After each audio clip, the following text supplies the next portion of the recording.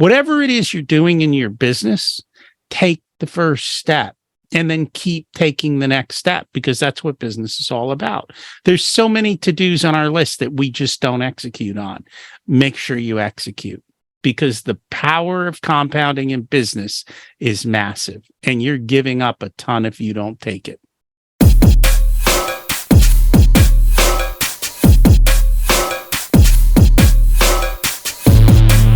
Hello, Profit First entrepreneurs and thought leaders. I am so excited. We have a special guest. Yes, we have Rocky Lalvani that's joining us today. He's one of my fellow Profit First professionals. But don't worry, we're not going to bore you guys with accounting today. We're not going to bore you with that. But I'm really excited to bring Rocky in because, Rocky has a phenomenal background. He literally came to the U.S. His parents were immigrants, and he was 2 years old when they came here. And literally, they were starting off their life a second time around in pursuit of the American dream. And in spite of many unexpected struggles that Rocky endured, including his mom passing away at 7, he's been able to achieve significant financial and life success. And he loves to share his journey and inspire other entrepreneurs to do so. And today we're going to talk about a topic that I think needs to be visited pretty significantly, because I know you guys are building generational wealth. You are working hard. You're getting up at 7. And I'm not going to say getting up at 7. You are at the office at 7 a.m., right? Going home at 8. And you are building a legacy for your family so they don't have to work as hard as you. And today what we're going to do is we're going to talk about really passing that wealth down and how to pass it down in a way that even up to the third generation, it can be successful. Because Rocky and I know we had a discussion before where we're talking about how the first generation builds as well. The second generation continues to scale. And then third generation, you're like, what just happened here, right? What just happened here? So please join me in welcoming Rocky Lalvani to the platform. Hey, Rocky, how are you doing today? I am doing well. Thank you so much for having me on. Well, I am so excited that we have you, and a fellow Profit First professional. I love Profit First as well. I love it. And I love your book in the background too, the Mike Michalowicz book. I'm telling you, you'll see that book cover on all of our back shelves. But I like Rocky's shelf because he's actually got more books than I do. Yeah. I was like, I should have your book up there. I forget sometimes. Yeah, man, you need to get my book up there. So let's talk about, first of all, that was a great topic that you and I talked about earlier. And it's obviously a topic that has sparked your interest, that has really percolated your curiosity. And let's talk about that. Let's talk about where this interest in generational wealth, and specifically when things go wrong, how did that come to your attention and what made you just really get fired up about it? So I think we saw that growing up. It was kind of almost ingrained in us, like this is what happens, and to be somewhat careful. So I was Gen 2 in that whole story. My parents came, they worked hard, they launched me, and I was able to achieve massive success. The problem is when you do that, right? When the first time your kid flies on an airplane, they're in first class on their way to, Florida to go see Disney or whatever. How do you build grit in them? How do you build that desire to do for themselves?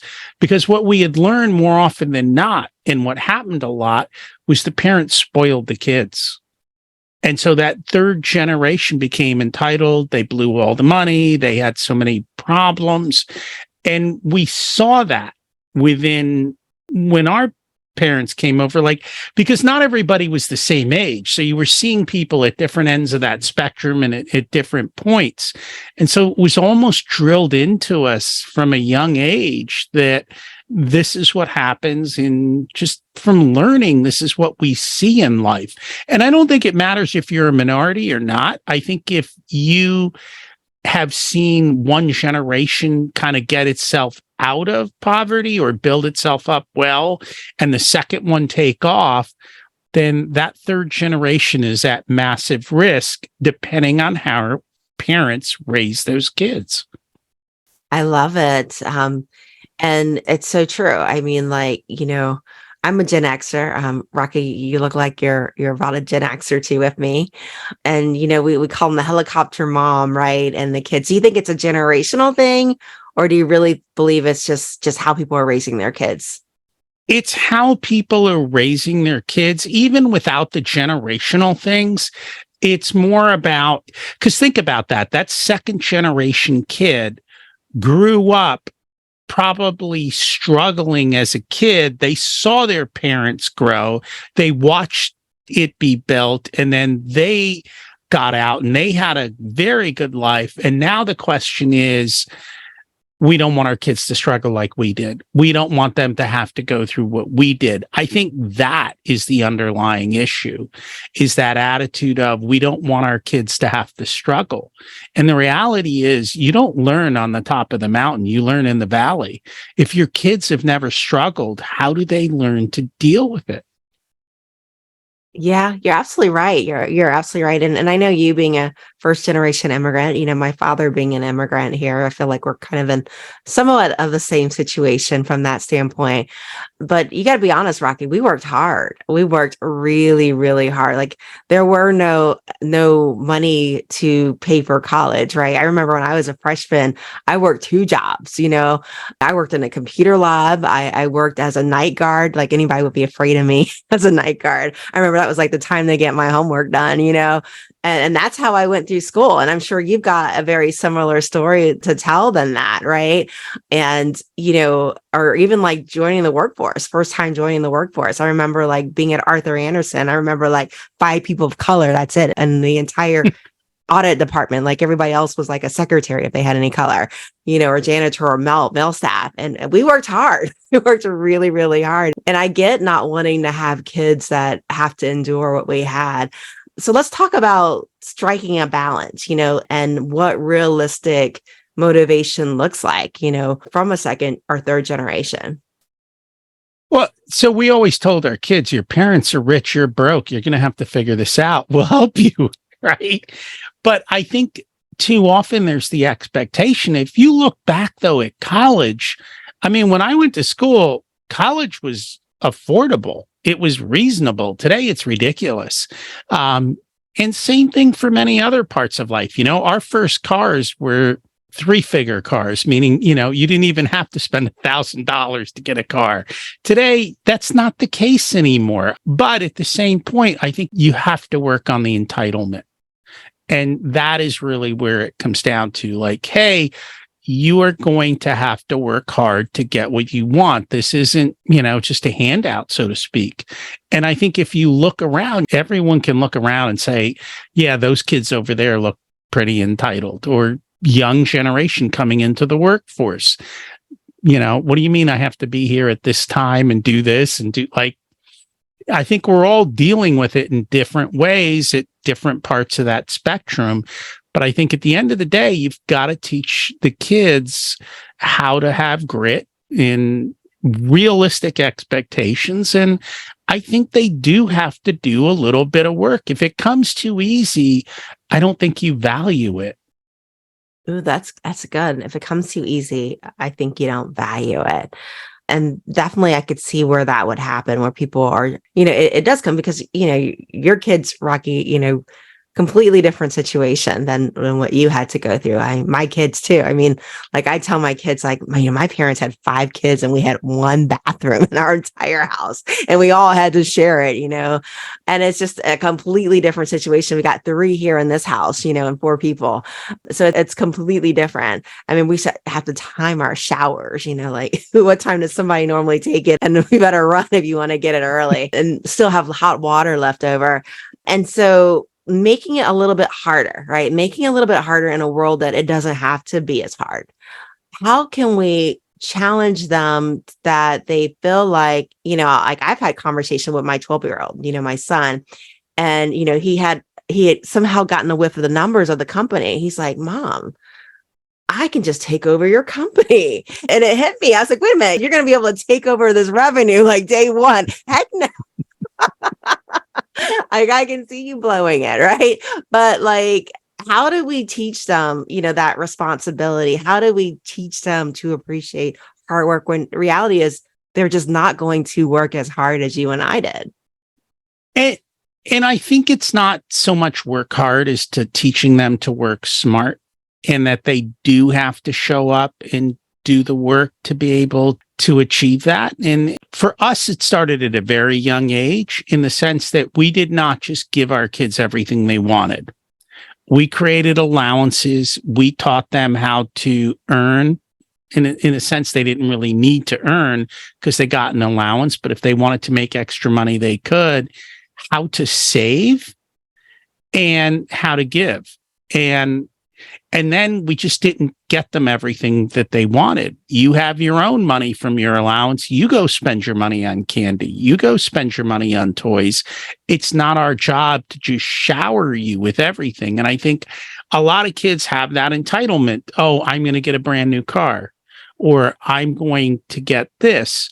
And we would not do that. Even when we went out, there were always money conversations. Now, I'll take my kids out and we'll drop hundreds of dollars on dinner, but we'll have a conversation. Hey, this is what the bill was. Was it worth it? You know what it costs to cook at home. You know what these different things are. Like, are you getting value for your money? And just trying to teach that to the kids along the same things. If you're business owners, why aren't your kids part of your business from a young age? Right? There are different things that they can do. And I think they should learn to see what the lowest level workers do and to even be involved in different parts of your business based on their skill sets. So there's no reason you can't hand them a broom, right? There's no reason they can't mow a lawn. There's no reason that they can't help clean up or do filing or learn to use QuickBooks. Whatever their skill sets are, but put them to work and pay them as part of that. But now that you're paying them, you don't need to buy them stuff. They don't, it's not like, hey, I need $20 for the movies. Hey, you earned your money. Go to the movies if you want. And then teaching them how to put that, not that you're being cheap with your money, but hey, spend your money where you value it. Don't just spend money because all the other kids are spending money. I love that. I remember back when we were kids, Rocky, I don't know if you were the same way, like going out fancy was like getting a Happy Meal at McDonald's. You know, these kids now are eating melting pot, adult meal melting pot. It's changed, but that's the problem. Where does the balance come in? And do they even have an idea of what that is? That was my biggest, my daughter complained a lot when she hit college. She's like, they're sending all these kids to New York City. They don't know how to cook. They don't know how to shop. They don't know how to clean. And they didn't have meal plans because they were living in New York City housing. She's like, how are these people supposed to do that? And how do you go comparison shop? It was funny because, you know how we are, turn off the lights. They don't listen to us. But the moment she had her own electric bill, she's like, turn off the lights. Why are you leaving the lights on? It's like, oh, okay. The lessons did work. She listened to dad, huh? Only when it was her bill, right? When it was her money, she listened.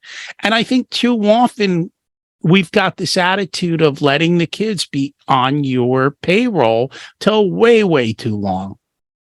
Oh, yeah, definitely. I've seen like 30-year-olds still living with their parents, I hate to say some of my friends still live with their parents. And we're not going to even age them out at this point.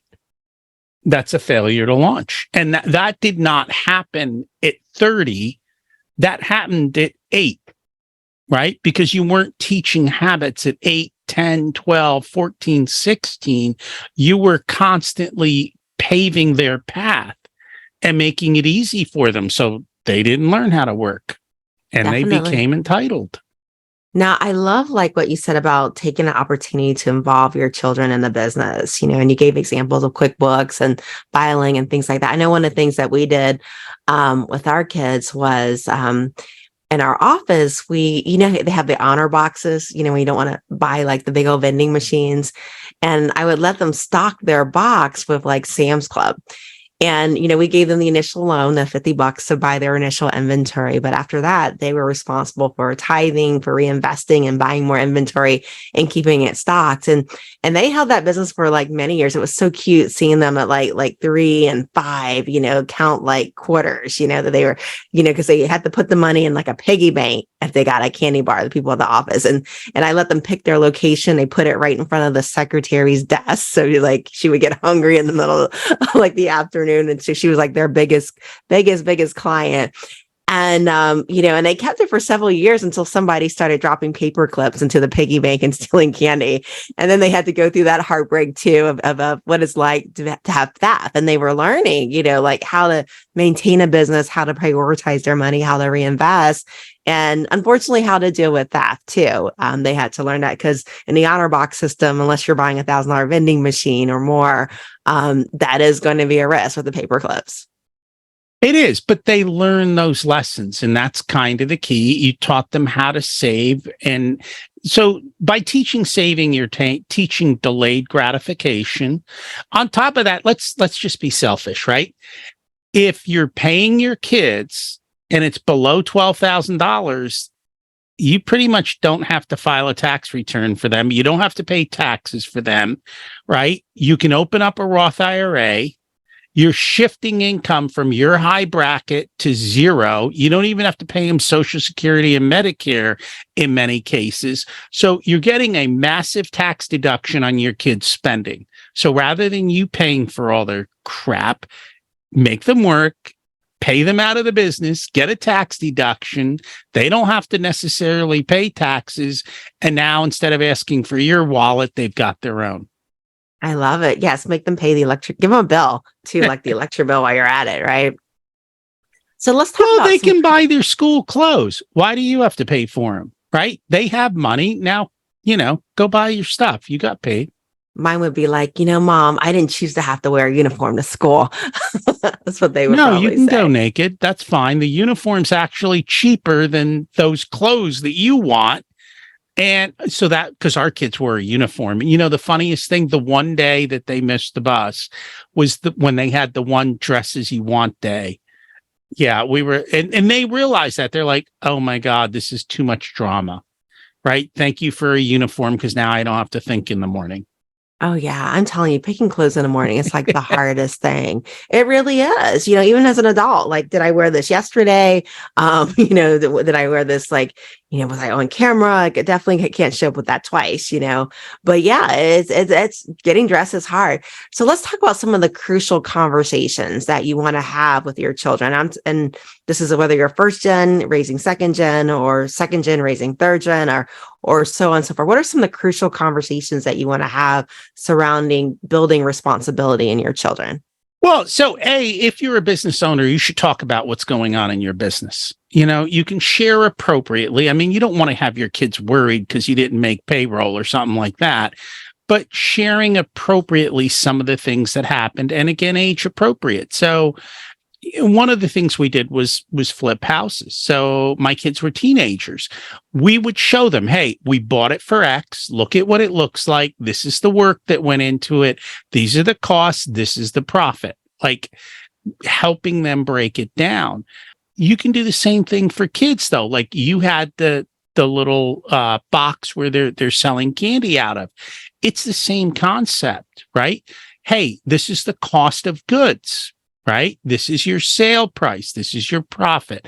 What's your overhead? Did you have to pay the gas to get to Sam's or, okay, I paid your Sam's membership, but, teaching them these types of things. And whatever your business is, there's lessons in it.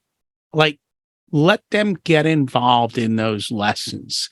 And you may not think that they're sinking in, but the more you do it, and you do it from a very young age.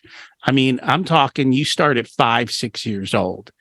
You start teaching them money habits, money behaviors.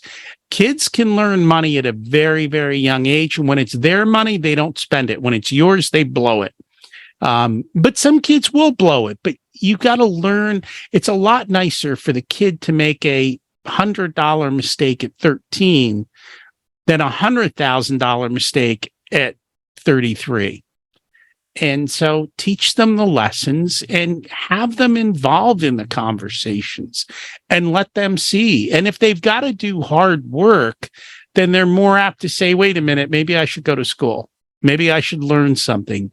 Maybe I should listen. Very, very good. It's interesting. A couple things come to my mind, just like lessons that my kids went through. One of the things that my husband was really big about was being mortgage free. And I remember when we first bought our house, I think we paid it off in the first 7 years. We just threw money at it so that we could be able to be mortgage free and be able to save, every month what we would put towards a mortgage, towards like retirement.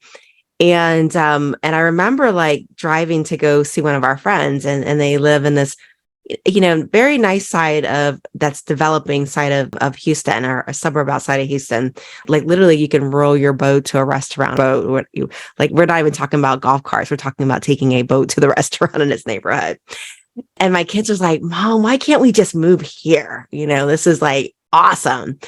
And I was like, well, let's think about it. Like, one, we live mortgage free, right? Which is awesome, right? This is probably going to be twice what we would have paid in a mortgage. The second of all, let's talk about property taxes. Texas doesn't have an income tax, but it has a property tax.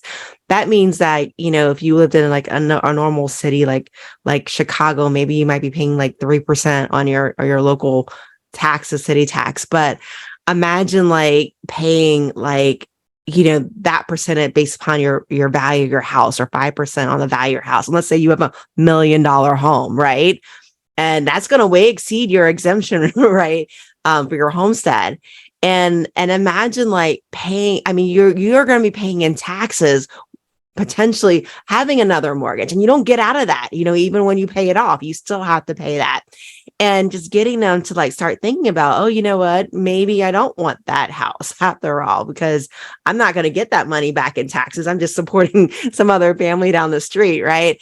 And maybe that's not a good move. So just like I agree, Rocky, just teaching them how to think, teaching them to think later on down that road. So when they make decisions and grow up and make decisions, they're thinking that way. So very, very, very good pieces of advice on that one from that standpoint. Now, Rocky, you have an interesting, I'm going to call it like a video series, social media, and you talk about the road to less stupid. And I see you have the book right there, Cunningham's book, in your background. And I've always been curious, what motivated you to do this? It's like a weekly series to the road less stupid. It is, yeah. Tell us about it, why it started. Couple of things, right? So we're in business, right? What is Mike's other book? Be different. Okay. So how do you be different? And B, this was before ChatGPT. I didn't know how to just put some questions in and get 1 million prompts for me to do it. So it wasn't talking about profit first. So it was something different, right? B, it evokes thought, like it evokes emotion, right? From that standpoint, the book has, I think, 600 or 700 questions in it. So I didn't have to think. I'm very lazy. I like to work less, make more.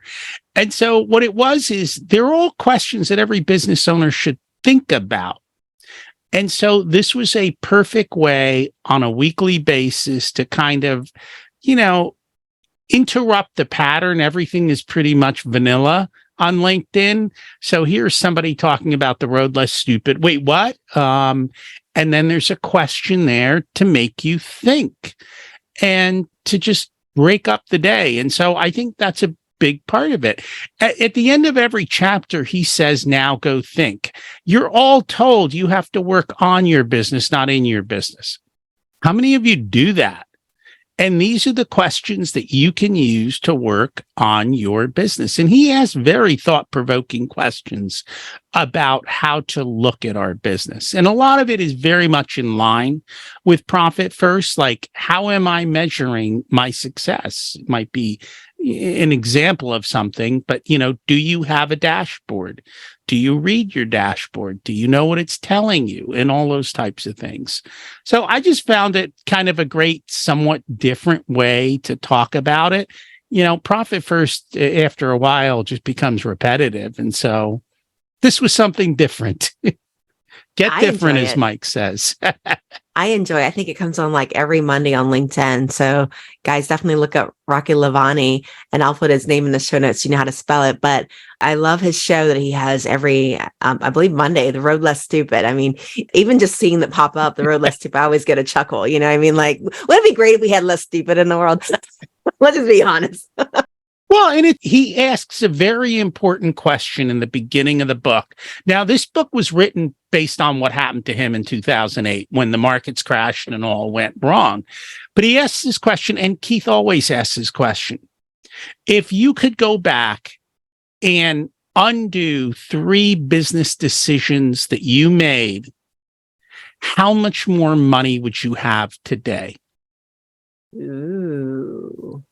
And I know for me, it's a 7-figure number, right? I think for a lot of business owners, it is a 7 or 8-figure number of the decisions that we made that, quite frankly, had we taken the time to think about them or put a little more effort into the planning, we might not have made those decisions or those mistakes. Or maybe we would have pulled the bandage off a little bit quicker. Or maybe we would have put profit first. Who knows? Ooh, yeah. Yeah. Especially if you guys have been procrastinating getting started. Come on now. That's costing you, depending on what bracket you're in profit first. It could be 50% of your revenue. I think that is the number one thing that holds people back, is taking the first step. You know, it's a lot easier to go from 1 to 100 than from 0 to 1. And when you take that first step and things get moving, life just becomes easier. I think a lot of people struggle with step 1, or to pull the Band-Aid off when things aren't working. Definitely true. So guys, don't procrastinate on teaching those kids, right? How to think through things and how to embrace hard work, because you don't want that to be your road to more stupid, right? Just the time that you put with that. Well, they'll blow all your money, right? I mean, if you look at it, right, there are 2 groups of people that pretty much blow all their money in 18 to 36 months.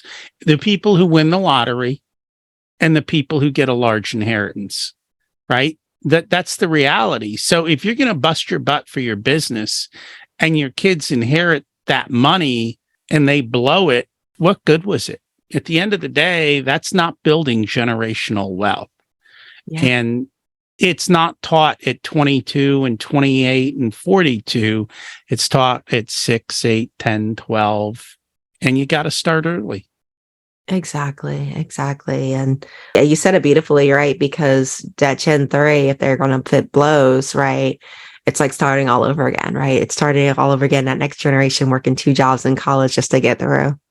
It does, because that's what's going to happen to their kids, because they blew it all. And they don't have the skills because they were never taught the skills of financial literacy or business. And that's the reality. I mean, if you look around, I don't think most people aren't taught about money. College does not teach you about money. I have an MBA. They didn't teach us how to build wealth. So that in itself is a problem. And learning business, I think you have to go out and do it. Reading a textbook isn't going to solve that. And your kids have an opportunity to learn from you, and it's going to build much better bonds between you and your kids. They learn to respect you and see that, oh my, people actually do listen to him or her. They actually know what they're doing. It takes a while, but they'll get there. Definitely. I'm proud to say my son listens to my podcast. So, by the way, Emmanuel, you're going to do great things in life. After I talked about the poor baby, actually, it's pretty smart to want to inherit mommy's business, I think. Very, very good. Now, Rocky, if you could leave our viewers and listeners with one piece of advice, it can be personal, it can be business. What would that one piece of advice be? Everybody hears about compounding. Right. So you always hear the story of the penny doubled equals some massive number, because of inflation. Now I tell the story of $1 doubled. So $1 doubled for 31 days is over $1 billion. Everyone's like, ooh, ah. But what people don't realize is if you skip the first day, your $1 billion turns into 500 million. If you skip the second day, you're now at 250 million, right? You skip the third day, you're at, 125 million. You skip the first week, and we don't even have money to talk about, right? Because you didn't take the first step. And, when it comes to profit first, what does Mike always say? The number one problem is nobody goes and opens the bank accounts, right? How long does that take? An hour? Come on, cut me a break. Whatever it is you're doing in your business, take the first step and then keep taking the next step, because that's what business is all about. There's so many to-dos on our list that we just don't execute on. Make sure you execute, because the power of compounding in business is massive, and you're giving up a ton if you don't take it. So good. So good, Rocky. So juicy, guys. Start today if you haven't started already. Open those bank accounts. Relay Bank, right? I think it took us 15 minutes to get it started. So definitely don't procrastinate. It used to be hard. You used to have to go in, shake your banker's hand, schedule an appointment with them. But you don't have to do that now. You just get online, and start an account in under 15 minutes. I think I had a client that she told me it was 5 minutes. So super, super fast with that. So don't delay. Don't lose that compound that Rocky is talking about today. Now, Rocky, as we close out our episode, and you've dropped so many juicy, important morsels really on raising really money responsible children, right? What's the best way for our listeners and viewers to find you, to learn more about what you do, to work with you? So my website is Profit Comes First, where we do all the profit first stuff. The podcast is Profit Answer Man. But then we have the other podcast. The other podcast is called Richer Soul. The tagline is, you got rich, now what? Because the money isn't going to make you happy. And so we talk about, how do you become a better leader? How do you achieve your goals? And how do you even figure out what you want from life? Because building the business was step one. And then what's step 2, 3, 4, and 5? Exactly. What's your legacy work? I love it. I love it. And what we're going to do is we're going to take Rocky's contact information. We're going to drop that in the show notes so that you guys can reach out to him, follow him. And don't crash the car. Wait till you get to a safe place. That information will be there for you in the podcast notes. Thank you, Rocky, so much for joining us today and sharing your wealth of knowledge. Thank you so much for having me.